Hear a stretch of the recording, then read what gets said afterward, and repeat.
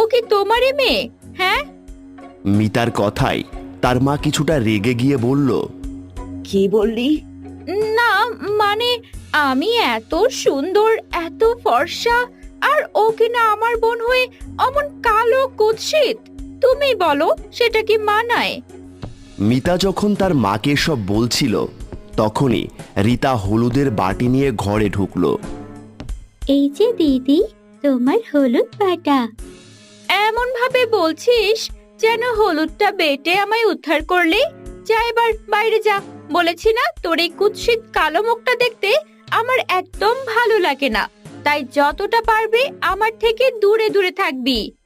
মিতার কথায় কষ্ট পেয়ে রীতা বাইরে চলে গেল। দেখ মিতা, রূপ থাকা ভালো, কিন্তু রূপের অহংকার মোটেও ভালো না।